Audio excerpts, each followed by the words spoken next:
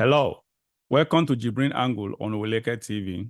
My name is JIBRIN and this is my angle. As always, we have Barrister Austin Manta, a very senior legal practitioner, to actually discuss the matters arising over Nigeria. We have a couple of topics to discuss today. One has to do with the economy and the budget in specific. Then the other one has to do with politics as well, or leadership. So let's take this. Actually, a journalist friend of mine forwarded this to me. Barrister, okay, before we go into that, I've not even welcomed Barrister. Thank you once again for honoring our invitation. As always, you have never failed us. Honestly, we feel honored. Thank you for joining us again today. My pleasure. All right, thank you. So viewers, yes, let's go to I think I'll post it on the screen for everyone to see while we discuss it. Let's see.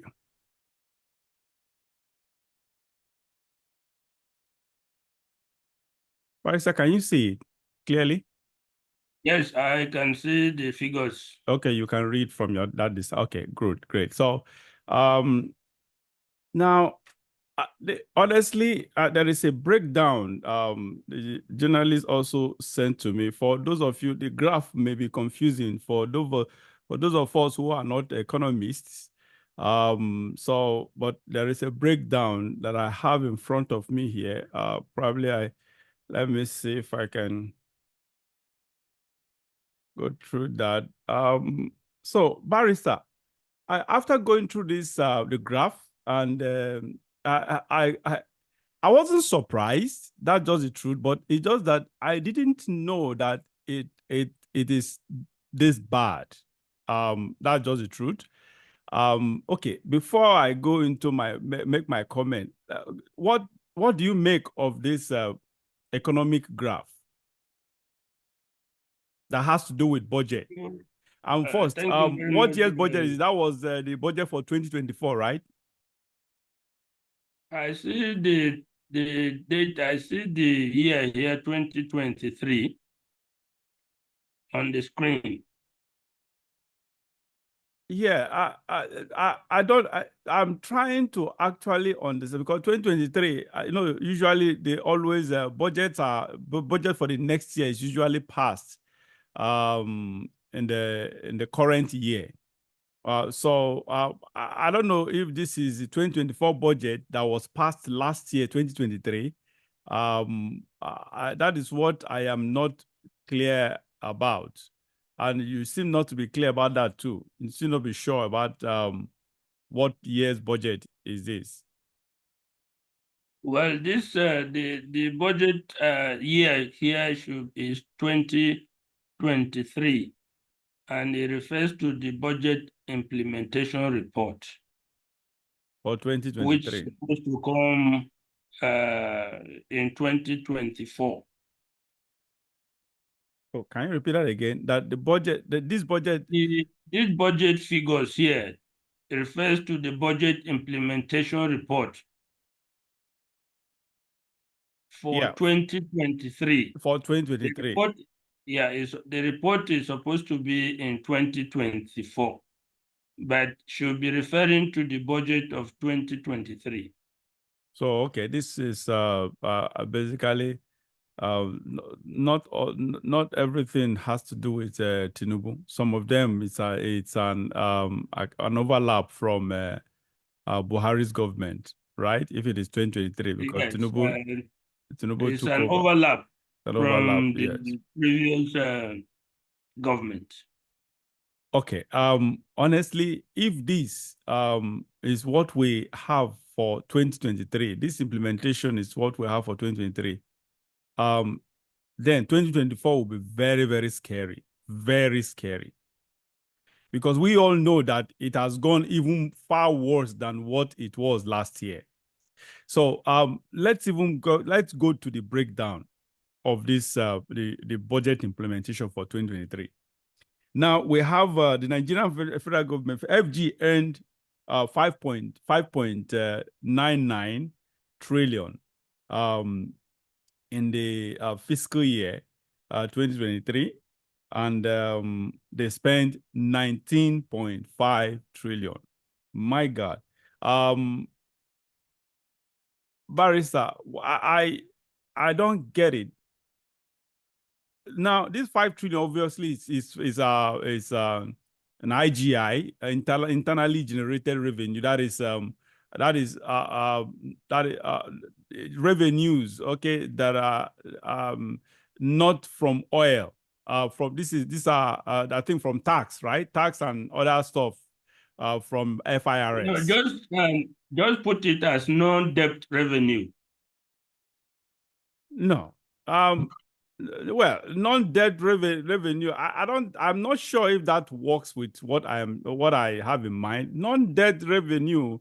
It's a blanket check and not just that's a carpet kind of revenue. Now, no, that because that if you say includes because the revenue. oil revenues gotten from oil and solid minerals also, and they can be referred, even though we let's put aside the debt that is on the oil, but that can be referred to as non-debt revenue as well. So we don't, for you to put it that way, it's going to be it's not. I don't think it actually suits the purpose of the moment.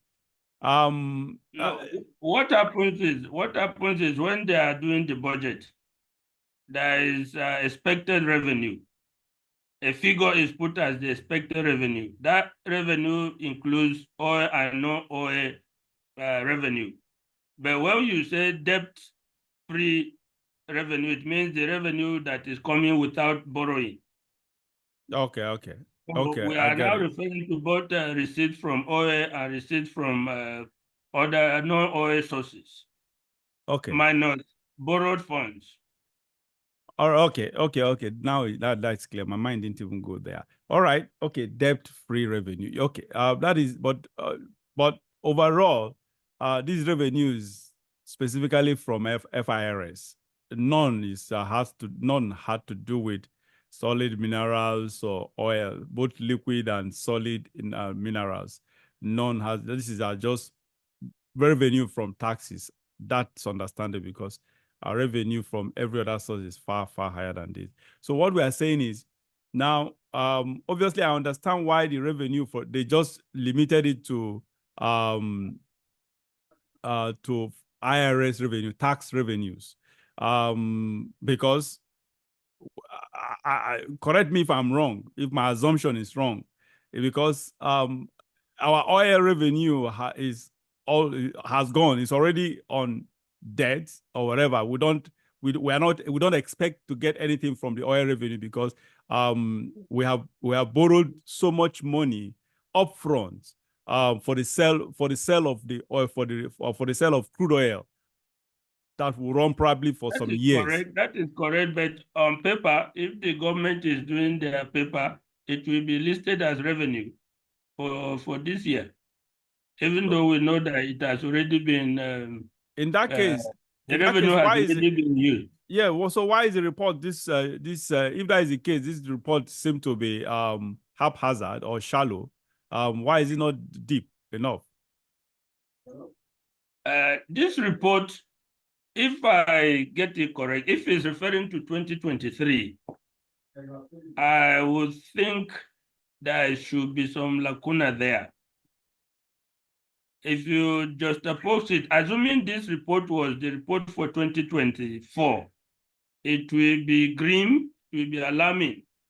And quite apart from the budget or Renew Hope, it will be a budget it will be alarm bells will ring everywhere. Because when you look at the revenue, the budget was for this year, for instance, was based on 27.5 trillion, which the National Assembly added 1.2 trillion to make it 28.7 trillion. And the projected revenue was 18.3 trillion.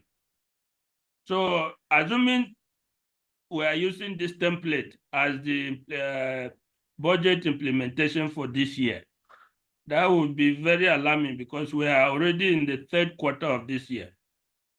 And you can look at the massive shortfall in projected revenue. Yeah. And then you can see the fact that the deficit will now climb more than what was projected in the budget. So there will be alarm bells if these statistics refer to the budget of 2024. Serious alarm bells. Yeah, but no, honestly, I think I expect for that, what you call, what you refer to as alarm bell is this. I think if this is 2023 budget, what was spent, the implementation of 2023 budget, 2024 honestly will be much more alarm. Alarm will be a child's play to what will happen in 2023. That's just the truth. Because here, okay. Even this, if you can see, total receipt from FIRS, that's a federal allocation, and I've forgotten the full meaning of this federal physical Inland and revenue. physical and Federal Inland Revenue Service. no for FAAC, the one that distributes the resources to various arms of government. It's federal allocation. Federal allocation and what can you? And what? I've forgotten the full meaning of that abbreviation. FAAC. Oh my God. No, it's Federation Physical. Account Allocation Committee. Oh, commission, not committee. It should be commission. Whatever, whether yes, committee commission. or this thing. Yeah, federal allocation. Okay, yeah. There's a fiscal mobilization and allocation commission, yeah, okay, that one is different. Which is different from the FAC. Yes.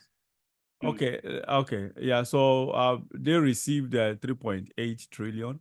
The revenue, the total revenue was 5.9, and they received 3.8. So what happened to the one about 1 point something trillion? Okay, now let's talk about it. What do you make? What do you make of this, Barrister? Both of us agree that this is not only alarming. To me, the right word is it is scary. Scary. A country earned 5.9 trillion and spent 19, almost 20 trillion. Let's even assume 6 trillion. Nigeria earned 6 trillion and spent 20 trillion, about 20 trillion. What do you make of this crazy economic report? Well, you know, when the 2024 budget was passed, we discussed it on this platform. Yes. And I mentioned the fact that for some time we have been doing deficit budgeting, where you budget far more than what your receipts are. And the reason, one of the major reasons, is that we are committing our resources, the income, majorly to payment of debts. Sorry, before you continue, so sorry to cut you short. Viewers, sorry, we have to take this off. I think I hope you guys got the graph well. So please continue, Barrister. Yes, I spoke on the last time we talked about 2024 budget. I emphasized or mentioned the fact that for a long time, Nigeria has been doing deficit budgeting. The meaning is simple. You budget more than your receipt, what you can earn. So if you see from the budget, by way of comparison, let me use the 2024 budget to compare. The total budgeted amount that was passed was 28.7 trillion. Out of this, the revenue the government expects to come to it in 2024 is 18.3 trillion, meaning that the balance out of the 28.7 trillion is deficit. It has to be bridged somewhere by borrowing. So we have been having this kind of budget for a while. It's not just this year or even last year. We have been having deficit spending. And the major reason is we are committing almost 90% of our income, our revenue, to debt servicing, debts that have now built up, that are already choking the Nigerian economy. So when you are paying a lot of debts, it means if you have 1,000 and you are going to spend 900 naira to pay your debts, you are left with 100 naira. So it's not realistic to budget 100 naira. So you budget far above in the hope that you're going to borrow both internally and externally to bridge that budget, to implement that budget. So that is the predicament that we have boxed ourselves into. This is why I said I think I used the right word, scary. Honestly, this is scary. A situation where Nigeria is spending 90% of our total earnings on recurrent expenditures. It is crazy. Now, this has actually compelled us to pay our debts by borrowing. What kind of, this is crazy. You borrow to pay debts. I don't get it. You are owing 1,000 naira here. You are owing JIBRIN 1,000 naira, and JIBRIN, you are owing JIBRIN 1,000 naira. You went and went to Manta to borrow 1,000 naira to pay JIBRIN. And remember, while you are borrowing with interest. The 1,000 naira is already having interest on it, and you are borrowing from Manta again to pay JIBRIN on interest as well. So, we are in a situation in Nigeria where our economy is just a revolving door of debt. A revolving door of debt where you just go round. It's a chain that goes round and comes back to the same spot. In fact, in our case, you don't even come back to the same spot. You come back to a worse. Like a revolving door. You go round. When you come, of course, you meet the same. Go around meeting the same spot, the same location. But when you get to, in the Nigerian case, we go round, but when we come back to the spot where we started, it's no longer the same. It has become extremely worse than we started. So that is the situation we found ourselves right now. No, we didn't find ourselves. Our leaders have plunged us into. Barrister, you see, when this budget, I remember, yes, just like you noted, we have discussed this budget of it. We discussed it, 2024 budget. We discussed it at length on this platform. And I remember then I actually labeled the budget of 2024 budget, the budget of thieves and rogues. And that is just it. I remember the budget was just, we had about 5% going for capital expenditure. I remember saying that this is not going anywhere because the economy is when it comes to economy is a common sense thing. The economy gives you back what you give to it. So you don't expect to get something from the economy when you have not put in, when you don't have something you give to it. So that is the point. We cannot be spending over 90% of our earnings on recurrent expenditure and expect our economy to grow. Now, my point is, those people, and some of them are even professors and learned people, exposed, well-traveled. Some of them are even technocrats who are telling us to be patient, that things, that governance, that issues, situation like this takes time. That the government is actually, we should be patient with the government. The government is trying its best to actually do the right thing to make sure to bring us, to pull us out of this mess, financial mess. Now, my point is, my problem is when these people, all these people who are asking us to be patient with Tinubu's government, they are learned, they know what they are saying, but my point is, it's either they are not only cynical, mischievous, or trying to fool themselves, not us, or they are dumb. They are educated illiterates, if there's any word like that. They are educated, people I refer to as educated illiterates, because you don't tell us to be patient. How will you ask us to be patient when with the government of the day, when the government of the day, there are no signs. When they say, like they always say, there is no light at the end of the tunnel. The budget speaks for it. The budget is the economic hub of any nation, of any country. Show me the budget, and I will tell you how good or how bad your economy is. And that is just it. Now, Tinubu brought out this budget, 2024 budget. The 2024 budget is just full of a whole lot of frivolous spendings, reckless spendings on recurrent activities.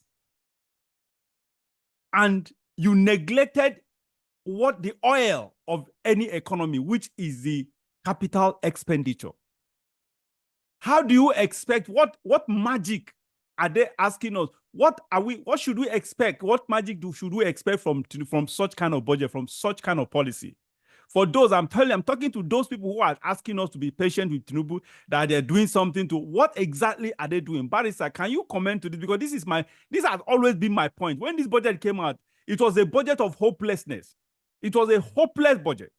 And there was none, and there is no light at the end of the tunnel, and that's why things will even get worse, unfortunately, because you don't lay a foundation on nothing. That is the point. You lay a foundation on something. Barrister, please come in here.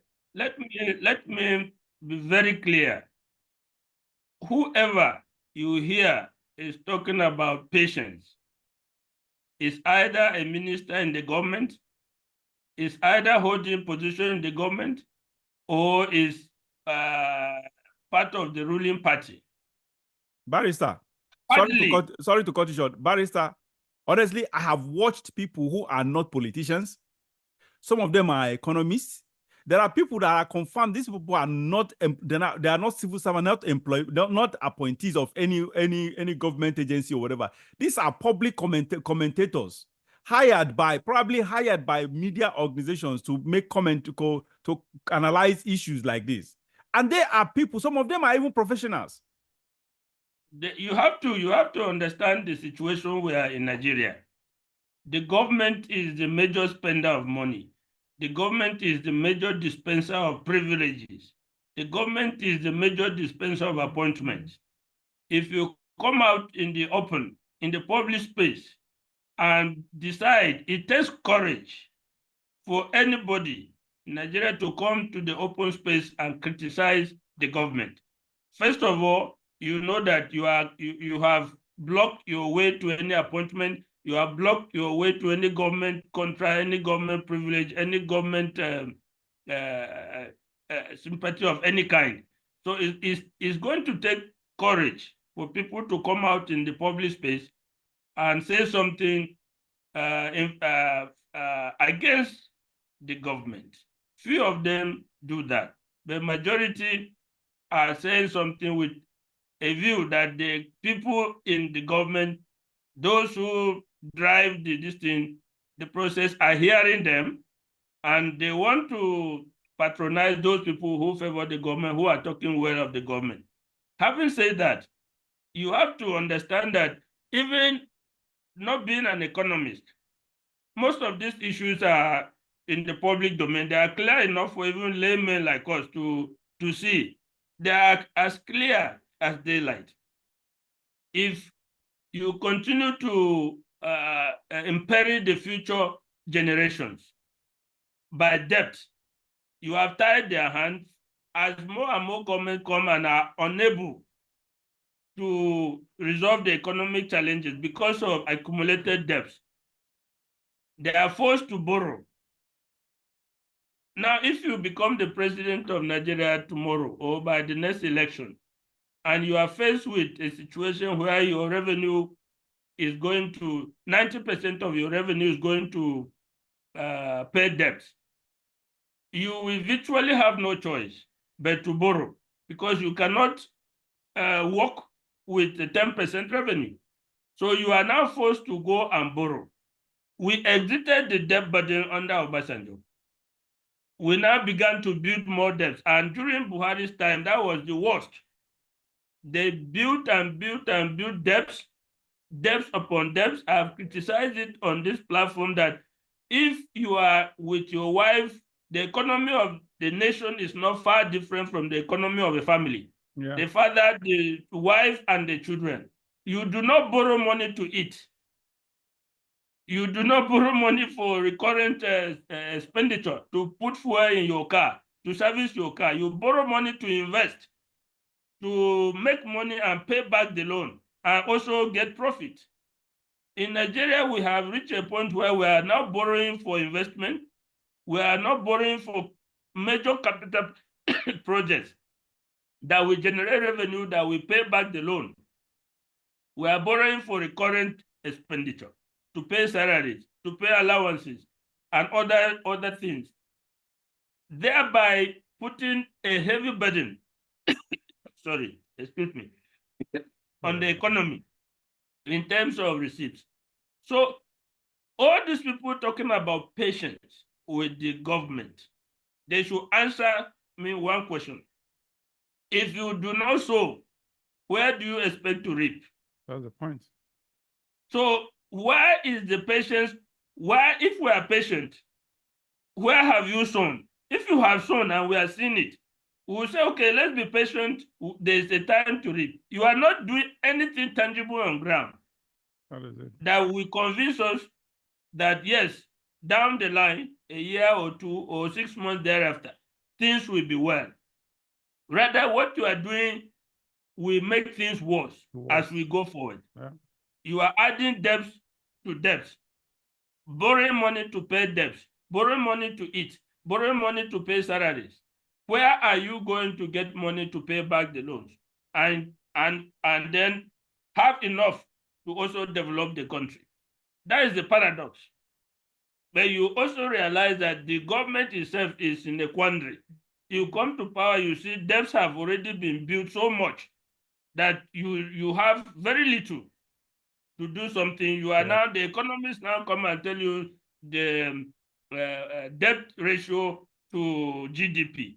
They make that paper, they bring the economic theories, which I have always said, Nigeria's economy defies textbooks. It defies theories. Let's not run to this thing and say, look, even if you recall during Buhari's time, the minister and all the budget people kept repeating that we are underborrowed.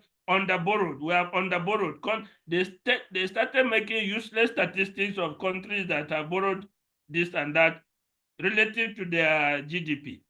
That is all nonsense. We are now coming, we have not gone far, but the chickens have come home to roost. We are seeing the danger of this unrestricted borrowing that is not tied to capital projects that can pay their way back. We are already seeing it. So we are in a situation that is difficult to extricate ourselves from. Where even the expected revenue, they are boasting now that they have raked in a lot of revenue. That even they have reduced their ratio of debt servicing. But what they are failing to tell us is that, for instance, if by last year, Nigeria received about 10 trillion, I'm just giving an example, in income, in internal revenue, what was the value of that money relative to if we receive 30 trillion today? That is it. Is the 30 trillion up to the value of the 10 trillion we received last year? So how can that be progress? How can that be measured as progress when you receive more money, but the value has dropped less than what you used to receive. That is retrogress. Yeah. We have taken several steps backwards. Is this something that you need a professor to tell you? Last year, I had 1,000 naira that could buy me two bags of rice. This year, I have 10,000. I cannot buy a bag of rice. How can you say it's progress simply because I get more money this year than I got last year? Yeah. The value is zero. Of course.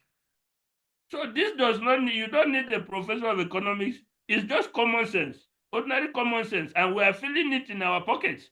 We are feeling it in our fuel, servicing our cars, putting fuel in our car, feeding our families.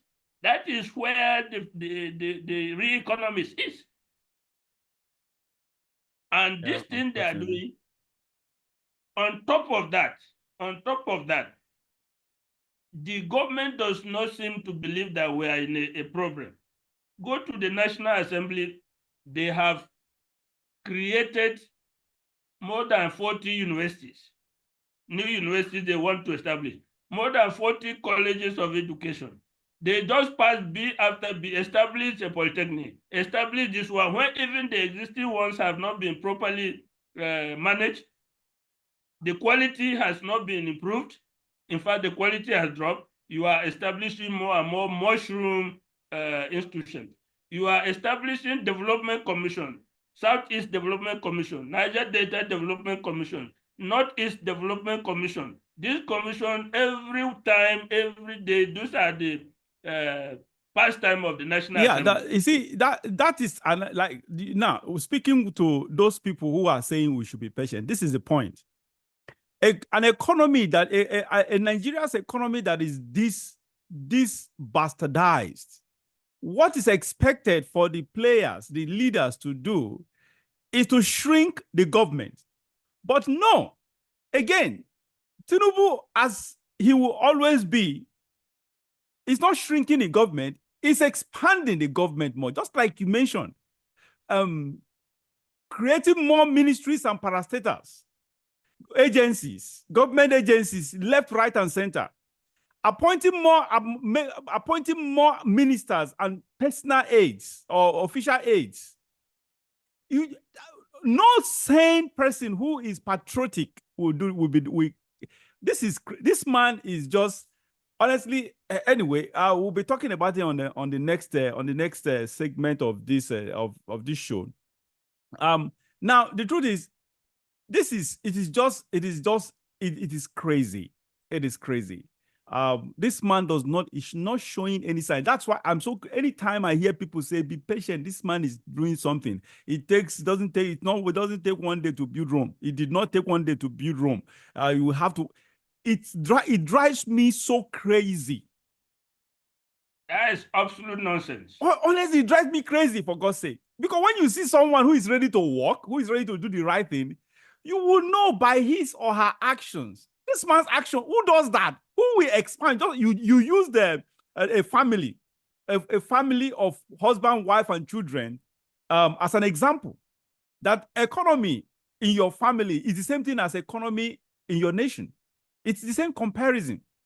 So no husband in his right mind, right senses, will keep expanding, continue to buy things that the family does not want, does not need, focuses on wants and frivolities and luxuries. No one. Free husband, every prudent, judicious husband will shrink the economy of the family.